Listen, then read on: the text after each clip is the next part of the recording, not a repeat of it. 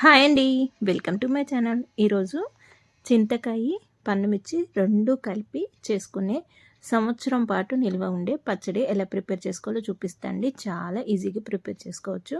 దీనికోసం ఇక్కడ నేను కిలో వరకు చింతకాయలను అయితే తీసుకొచ్చుకున్నాను.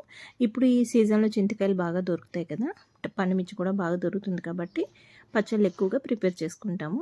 ఈ చింతకాయలను తీసుకొచ్చుకొని చక్కగా ఫ్రెష్గా పెద్ద సైజులో ఉన్న చింతకాయలను అయితే తీసుకొచ్చుకోండి. పండిపోయిన చింతకాయలను అయితే తీసుకొచ్చుకోవద్దు.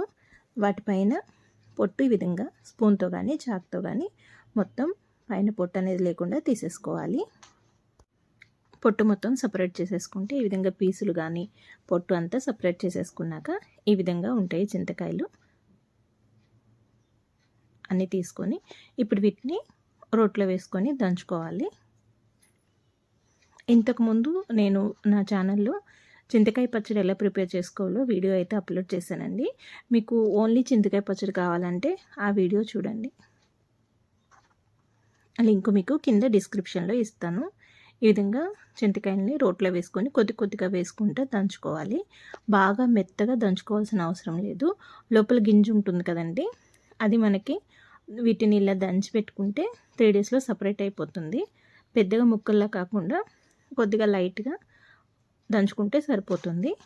ఇక్కడ నేను కిలో చింతకాయల కోసం 200 గ్రాముల ఉప్పునైతే తీసుకున్నాను. ఉప్పు ఇక్కడ దొడ్డుప్పుని యూస్ చేస్తున్నానండి, సాల్ట్ కాదు.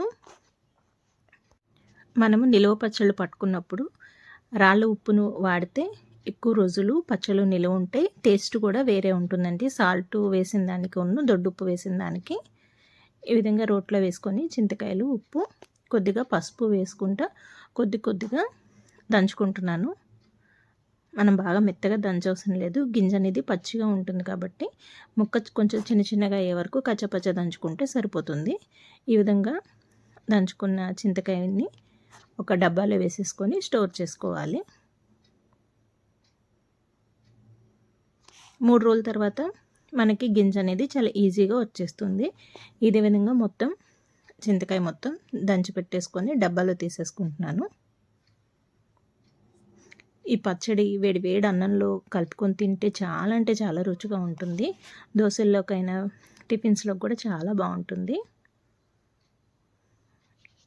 కిలో చింతకాయ నేను దంచి పెట్టుకుంటే నాకు ఇంత అయితే వచ్చింది. ఒక 3 రోజులు అట్లా పక్కకు పెట్టేసుకోండి. తర్వాత 3 రోజుల తర్వాత ఒక గిన్నెలో వేసుకొని మనం వేళ్ళతో నలుపుకుంటూ ఉంటే గింజ అనేది చాలా ఈజీగా సపరేట్ అయిపోతుంది. ఎక్కువ శ్రమ పడవసరం లేదండి. ఉప్పులో చింతకాయ ఊరటం వలన చింతగింజలు అనేవి చాలా ఈజీగా సపరేట్ అయిపోతాయి. మనం వేళ్ళతో ఇట్లా గట్టిగా నొక్కబెట్టుకుంటే సరిపోతుంది. దీంట్లో ఇంకేమైనా మనకు పీచు లాంటిది కానీ ఏమైనా ఉన్నా అవి కూడా పక్కకు పెట్టేసుకోవాలి. మొత్తం గింజలన్నీ సపరేట్ చేసేసుకోండి. ఈ విధంగా చింతపండు గింజలన్నీ తీసేసుకొని గుజ్జుని సపరేట్ చేసి పక్కకు పెట్టుకోవాలి. దీనికోసం కిలో చింతకాయకి నేను 1.5 కిలో వరకు పండుమిర్చిని అయితే తీసుకున్నానండి. ఈ పండుమిరపకాయలు 1.5 కిలో ఉండాలి. కిలో చింతకాయకి చింతకాయ పులుపు ఉంటుంది కాబట్టి ఈ పండుమిరపకాయలు పొడి క్లాత్తో తుడుచుకొని తొడిమెలు తీసేసుకొని ఇలా మెత్తగా కిలోకి 200 గ్రాముల చొప్పున ఉప్పు వేసుకొని మిక్సీ పట్టేసుకోవాలి. దీనికి పచ్చడి కోసమని వెల్లుల్లిపాయల్ని తోకలు కట్ చేసుకొని 1/2 కిలో వరకు వెల్లుల్లిపాయలు తీసుకున్నాను. కొత్తపాయలు తీసుకున్నానండి. టేస్ట్ చాలా బాగుంటుంది. ఇప్పుడు కొత్తపాయ వస్తుంది కదా వెల్లుల్లిపాయలు, ఆ కొత్త వెల్లుల్లిపాయల్ని బాగా మనకి కొత్తవి కాబట్టి పొట్టు అనేది రాదు తొందరగా, అటు ఇటు తోకలు కట్ చేసుకున్నా సరిపోతుంది.